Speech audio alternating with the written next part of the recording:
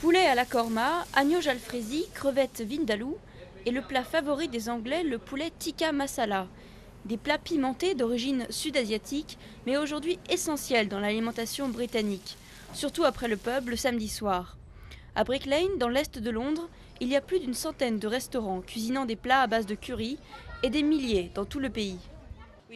Nous ne mangeons plus de fish and chips. Nous venons de différentes parties du monde, mais nous mangeons tous des plats épicés. C'est devenu universel, non ? Le premier café indien a ouvert à Londres il y a 200 ans et aujourd'hui au Royaume-Uni, le marché des restaurants sud-asiatiques représente plusieurs milliards de dollars. Ils sont en grande majorité détenus par des Bangladais. Mais le gouvernement britannique veut plafonner le nombre d'immigrés non européens autorisés à venir travailler dans le pays. Tout le secteur du curry craint d'être injustement pénalisé car le personnel des restaurants est essentiellement composé d'une main-d'œuvre immigrante et peu qualifiée. Nous sommes très menacés. Cela va causer beaucoup de tort à notre industrie.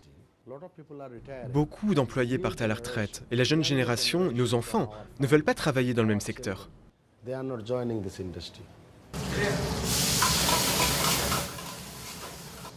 Dewan est arrivé du Bangladesh il y a 5 ans, comme son collègue Adil. Tous les deux craignent de ne plus trouver de personnel pour leur restaurant. Les Bangladais sont entre 400 000 et 500 000 au Royaume-Uni, mais l'industrie du curry aurait déjà besoin de 34 000 personnes en plus.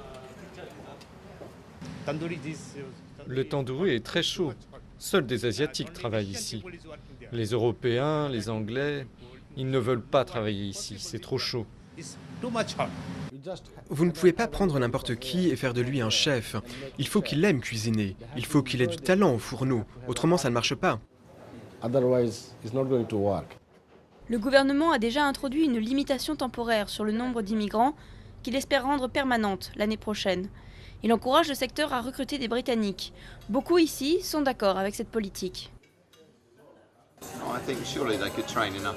Je pense qu'ils pourraient former des gens localement, déjà sur place. Il y a beaucoup de chômeurs qui, à mon avis, seraient capables de faire ce métier.